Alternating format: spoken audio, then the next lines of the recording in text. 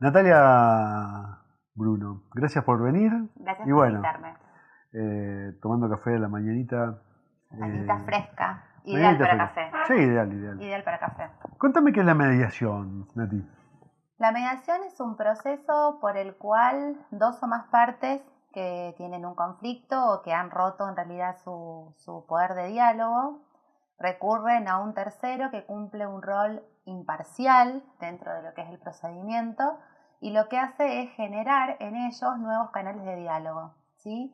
La idea es que las partes vuelvan a retomar ese diálogo que está cortado y que encuentren de algún modo la solución ellos mismos del conflicto que traen a la mesa de mediación. Lo que hace el mediador es conducir, es generar puentes de comunicación y tratar de hacer que esas personas reflexionen sobre lo que traen a la mediación para ver si podemos generar algún tipo de transformación en esa relación y si llegamos a un acuerdo, fantástico, pero la idea es transformar esa realidad que traen. Son realidades siempre muy enfrentadas, ¿no? Son realidades que se muestran muy enfrentadas y muchas veces no lo son tanto. Porque, para ejemplificarlo o para graficarlo, tenemos la imagen del iceberg. Lo que se ve del iceberg es una parte muy chiquitita y todos sabemos que debajo del agua ahí está la estructura del iceberg, que es mucho más grande. Bueno, la parte de arriba del iceberg vendría a ser la posición que trae la persona a la mediación. El yo quiero tanto dinero, yo quiero a los chicos, yo quiero esta es la situación que sea que plantee. Lo que está debajo del agua, que es en realidad la raíz de toda esa situación, es el interés que tiene esa persona. Y ese yo quiero se transforma en el yo necesito, ¿sí? Y muchas veces el yo necesito es incluso una palabra, es un pedido de disculpas, es un reconocimiento por alguna actitud o por alguna forma de manejarse en la vida. Yo creo que el reconocimiento es una de las cosas más importantes que llevan a los cortes del diálogo y al inicio muchas veces de una relación medio violenta entre las personas, ¿no? La falta de reconocimiento hacia el otro. Entonces es tarea del mediador ir más profundamente y tratar de descubrir cuál es el verdadero interés que trae a las partes a la mesa de mediación. Eso requiere todo un proceso, ¿no? Natalia, hay mucha manifestación de violencia, las reuniones son violentas, ¿se encuentran ese tipo de cosas? Tratamos de manejar esas situaciones. Primero que si nosotros, la mediación es muy abarcativa. En lo que se trabaja mucho en esta zona es en la mediación prejudicial obligatoria. ¿Qué es esto? En castellano, básicamente, es el paso previo para ciertas y determinadas causas, ¿sí? Que debe agotarse para que quede libre la vía judicial. Es decir, antes, por ejemplo, nosotros podíamos hacer un juicio de alimentos sin pasar por mediación. Hoy por hoy es obligatorio ir primero a mediación y luego a Si no llegamos a un acuerdo, ir a juicio de alimentos. Que tengo la alegría de decir que la mayoría de los casos de alimentos se arreglan en mediación, por ejemplo. La mayoría de los casos de familia que yo he tenido, he logrado acuerdos en mediación. ¿Por qué? Porque tenemos una instancia que es sumamente valorable. Yo no la quiero llamar instancia previa, la quiero llamar oportunidad previa al juicio. Tengamos en cuenta que el juicio obviamente es absolutamente necesario, es una institución la institución judicial no vamos a entrar en tela de juicio de lo que significa eso, ¿no? Pero digo, la instancia que tenemos nosotros para hablar frente a frente y realmente desnudar lo que sentimos, lo que necesitamos, no lo podemos tener en una instancia judicial. Sí en un ámbito que está preparado para recibir a la gente, que tiene que ser un ámbito cómodo, que es un ámbito informal, pero con sus características propias. Entonces, ahí es donde se genera realmente o podemos tratar de generar una conversación. Y tiene ciertas pautas. Entre esas pautas, volviendo a tu pregunta, hablemosnos con respeto. Y tratemos de cambiar esta realidad que vienen trayendo. Si ustedes vienen trayendo un diálogo violento y nosotros seguimos de esa misma manera, no vamos a poder transformar la realidad. Entonces, los mediados son los dueños del conflicto o del problema que traen a la mesa de mediación, y yo creo también que son los dueños de la solución de ese problema. Ellos son los únicos dueños. Claro. Pero el dueño del proceso soy yo, como mediadora. Entonces, ¿eso qué significa? Que yo en cualquier momento puedo frenar la mediación y puedo pedir una reunión privada, por ejemplo. Me ha pasado incluso, nosotros tenemos una amplia gama de posibilidades, siempre hablando de lo que es la mediación prejudicial obligatoria, ¿no? La misma normativa nos da una amplia gama de posibilidades de cómo realizar la mediación. Yo puedo empezar mediación con reuniones privadas, por ejemplo, cuando está muy fragmentado ese diálogo. Para primero hablar con cada una de las partes y después lograr recién, una vez que hablo con cada una de las partes y trato de entender a cada una de las partes, lograr una reunión conjunta. Entonces sí, lamentablemente la sociedad está muy violenta, pero los mediadores trabajamos para la paz, para crear puentes de paz. Entonces, bueno, tratamos de que no se generen en el ámbito, no se generan este tipo de cuestiones violentas porque los frenamos enseguida. Tenemos que saber cuándo frenarlos. Nati, sí. Los chicos, el rol de los chicos en todo esto, ¿terminan siendo muchas veces escudos de alguno de las partes? A veces sí. A veces sí, lamentablemente. La voz de los niños para mí es fundamental en la mediación. Hay que ser muy precavido a la hora de convocar a un niño a una mesa de mediación, porque tengamos en cuenta que los chicos tienen su particularidad, que bueno, volvemos al hecho de que no estamos en un ámbito judicial, que estamos en un ámbito diferente, y que eso ya hace que a lo mejor se descontracturen un poco. Pero tratemos de pensar cómo pensaría un niño si es convocado por un mediador que no sabe lo que es, que no sabe dónde va, no sabe para qué va tampoco, podría llegar a sentirse hasta violentado en esa situación. Pero sí podemos traer la voz de los niños a partir de la voz de los padres. Yo hago mucho eso.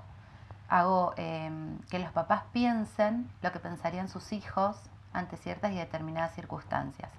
Yo no puedo cambiar la realidad del pensamiento de ese padre o de esa madre. ¿Por qué? Porque yo tengo que jugar un rol imparcial. Tengo que dejar mis prejuicios y mi forma de pensar y mi forma de creer las cosas de lado cuando estoy en una mediación y practicar la empatía, que sería ponerme en los zapatos del otro y ver la vida desde la mirada que tiene el otro. Pero sí desde su mirada tratar de que reflexionen sobre cómo puede impactar en sus hijos una determinada decisión que pueden llegar a tomar ellos como padres. Entonces la voz de los niños es fundamental.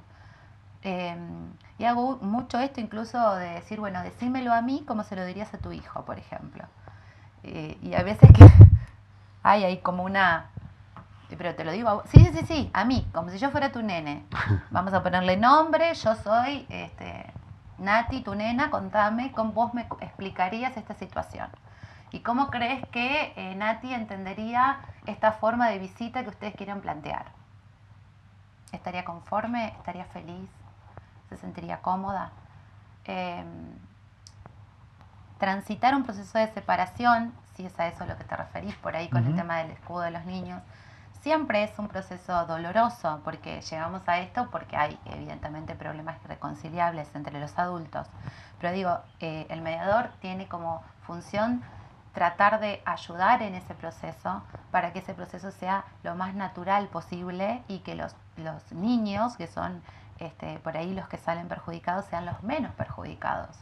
O sea, ayudar a transitar a los adultos ese proceso para que sea lo más normal posible y los chicos no se vean tan afectados. Cuando encontrás una situación de violencia extrema, ¿seguís con la mediación? ¿Cómo planteas el tema? No, en el ámbito prejudicial obligatorio, si yo me encuentro con una situación de violencia, violencia física, o bien si yo siento que alguna de las partes está en el diálogo, siento que está en riesgo, ¿sí? Ya sea de abuso o ya sea de violencia física o lo que fuere, tengo que absolutamente, inmediatamente cerrar la mediación y correr vista a quien corresponda. En el caso de los menores, bueno, a la jueza de menores, al fiscal, solicitar una cámara GESEL, o sea, a ver, solicitar, digo, yo soy de las mediadoras que cuando cierran una mediación por esta causa hago una explicación sin violar lo que se ha hablado dentro de la mediación, porque recordemos que es un ámbito que es absolutamente confidencial, entonces yo no puedo hablar de lo que yo escuché en la mediación. El mediador es como el secreto médico, más o menos, algo de eso. Sí. Bien. O sea, es un juramento, o sea, yo... Sí, es más, yo podría hacerle firmar a las partes, existe un formulario de confidencialidad. Yo no se los hago firmar a las partes, porque de hecho, o sea, me parece que corta el fluir del proceso, por más que mis profesores tal vez no estén de acuerdo, pero cuando uno está en el proceso, o sea, sobre que hay que hacer una presentación, una explicación de lo que es el proceso y todavía hacerle firmar se ponen a leer lo que dice el... Entonces, lo que sí hago es explicarles lo que es la confidencialidad. Me firmen o no me firmen el convenio, es confidencial igual la mediación, porque así lo determina la ley. De hecho, yo no puedo ser llamada a juicio como testigo. Entonces, en un caso como el que vos me estás planteando, yo hago una explicación de por qué cierro la mediación sin tocar el tema puntual, ¿sí? Haciendo una alusión a que considero que puede llegar a existir una situación en la cual una persona o un menor esté en situación de violencia o esté bajo una posible situación de violencia y que intervenga quien tenga que intervenir en ese caso. Bien. Estamos re bien con el tiempo, así que si te querés explayar en algo más, me decís, ¿no? Sí. Quiero hablar sobre las posibilidades que tiene. Sí. Escuchá, Natalia, ¿cuáles son... hoy el mundo está mutando mucho a este tema de la mediación. Gracias a Dios. Y entonces, ¿en qué otros ámbitos se lo está viendo? Venís de un congreso internacional con muchas... con la cabeza quebrada. Claro. De ideas. Hay distintas formas de tratar no solamente la mediación, sino este tipo de procesos. Están los procesos de diálogo, están los procesos de facilitación de conflictos. Cada uno tiene un sistema particular y cada uno tiene un tiempo particular también de desarrollo. Por ejemplo, los sistemas de diálogo, que son los que tratamos en el taller de preparación del 14 Congreso Internacional de Mediación, que fue maravilloso. Estuvo una mediadora maravillosa de Argentina que se llama Gachi Tapia, escritora de muchísimos libros, y ella trabajó para la ONU y para una fundación hace 25 años que cofundó aquí en Argentina, que habla de cómo sostener las democracias de todos los países, digamos, pero desde la paz. Entonces Gachi nos contaba anécdotas maravillosas a nivel internacional de cómo generar diálogos entre personas que nosotros decimos, o países que nosotros decimos es irreconciliable. Esto no sí. O sea, si vos realmente te lo pones a pensar, decís, no, es imposible que se pueda generar un diálogo a través de, con estas partes, ¿no es cierto? Qué sé yo. No sé, ella nos hablaba de, por ejemplo, el cese de fuego en las guerrillas, que ahora hace 5 años que está trabajando con las guerrillas en Colombia, o que trabajó en con los aborígenes del Amazonas, ¿no es cierto?, con traductores y demás, el gobierno de Brasil y una empresa petrolera que en realidad lo que generaba era el 30% del petróleo que se necesitaba para abastecer a Brasil, pero que le estaba contaminando el área a los aborígenes que no tenían ni idea de lo que era un pozo petrolero. Claro. Lo único que entendían era que se les estaba vulnerando su espacio y su hábitat. Entonces, ¿cómo hacer para explicarle a ellos? Entonces, en un proceso de diálogo, lo que ella nos explicaba es que a lo mejor son meses de trabajo. Lo primero que tenemos que hacer es poner a las partes en paridad de conocimientos. Que cuando yo te digo los 3 personas o los 3 grupos de personas que estaban involucrados en este diálogo en particular, evidentemente y claramente surge que no tenían el mismo nivel de conocimiento respecto de lo que estaban hablando.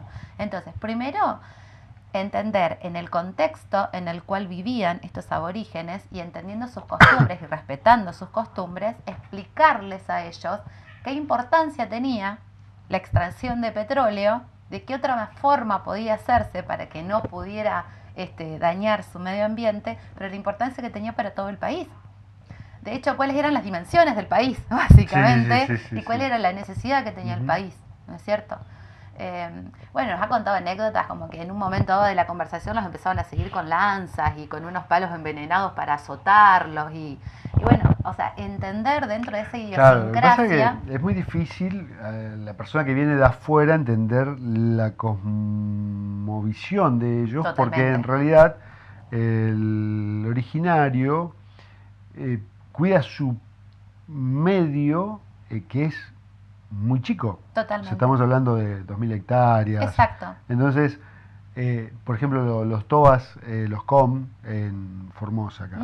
Y yo, ¿por qué tanto ida y vuelta, corte de la 9 de julio? Porque quieren las 2.500 hectáreas. Exacto. Que le robaron, ¿entendés? Ni siquiera las 8.000 que tenía la primavera. Sí, exactamente. Denos las 2.500 y listo, basta, no queremos más nada, queremos preservar eso. Bueno, esa es una forma, también se comentó, no específicamente de lo que pasó con los COMS, pero sí se comentó otros procesos de diálogos que se generaron en la Argentina con grupos aborígenes o bien con ocupaciones.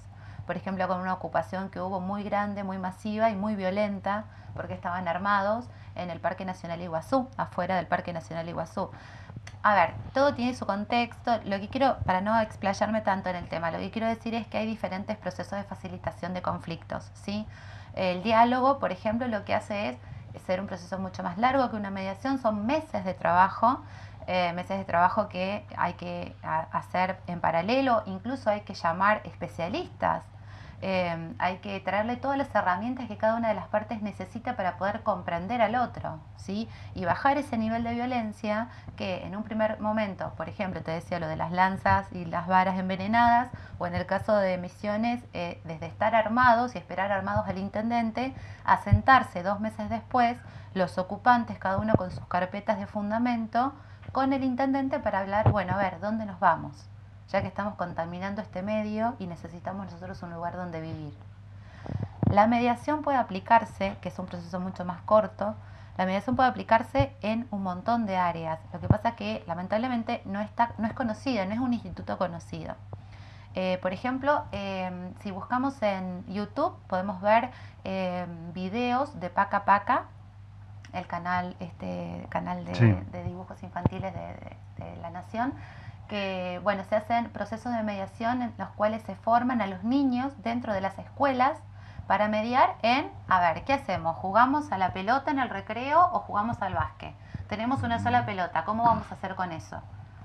Y son videos en donde se muestra que de esa manera los chicos resuelven su conflicto y se baja, pero sustancialmente, el nivel de violencia, de bullying, de maltrato intraescolar. Pero es impresionante cómo se baja. Ahí está bueno esto que estás planteando, pero tiene que haber una decisión política que en este caso es de la directora de escuela. Absolutamente.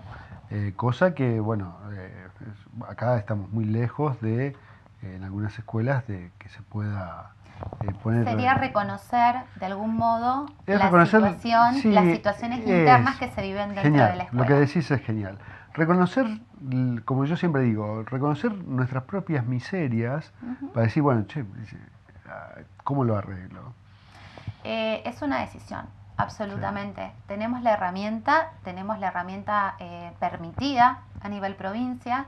A nivel provincia, por ejemplo, nos enteramos este fin de semana, pero yo no lo sabía, que hay en Santa Fe y en Rosario, hay, como si fuera un dirigente barrial que se encarga de hacer facilitación de conflicto en los barrios, que es como el manzanero, como el famoso manzanero sí, de la... sí, bueno, sí.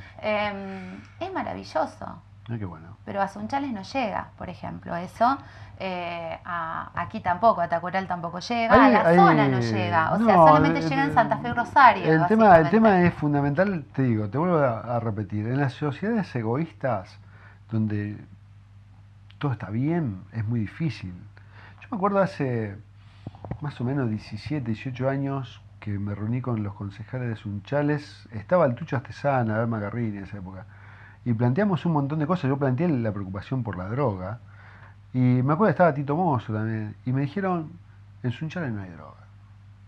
Digo, pero salgan a caminar a las calles. Y hoy fíjate vos el problema grave que hay. No solamente la droga, sino la bebida, porque la piña que se pegaron este sábado a la madrugada o el domingo a la madrugada estos chicos con los autos ahí en plena avenida Irigoyen, el tema del consumo del domingo a la tarde cuando están dando la vuelta al perro y van todos con la botella en el auto, o sea entonces yo creo que las sociedades cuando pecan de soberbia, metiendo las porquerías bajo la alfombra, es donde es un lugar de... Bueno, acá estamos hablando de empezar a reconocer. Si no reconocemos, si no pedimos ayuda, no podemos empezar a trabajar sobre el problema, ¿sí? A ver, yo no puedo ir por la vida mediando a gente que no se quiere mediar, claro. Primero. Segundo, si esa gente no se quiere sentar voluntariamente a la mesa de mediación y someterse queda como horrible, pero someterse al proceso de mediación, sí, siguiendo las pautas que tiene el procedimiento y queriendo hacer de eso algo transformativo para su vida, para la escuela, para su empresa, porque se puede hacer mediación empresarial, por ejemplo. Incluso se hacen servicios de mediaciones, por ejemplo, mensuales, para, qué sé yo, tenemos casos ejemplificadores, ¿no? Como las distintas generaciones. Tenemos la generación fundadora y la nueva generación que a lo mejor es el nieto, y ahí tenemos 60 años de diferencia o 70, ¿y qué pasa con eso? Pasa que la idea de nada debe cambiar y la idea de todo debe cambiar. ¿Cómo hacemos para conciliar esas dos situaciones? ¿Cómo hacemos para entender el interés, no la posición que tiene el abuelo fundador con sus hermanos y los nietos que son los que van a seguir con la empresa? Muchas veces, si no logramos conciliar eso, la empresa se disuelve. Nati, en lo privado, sí.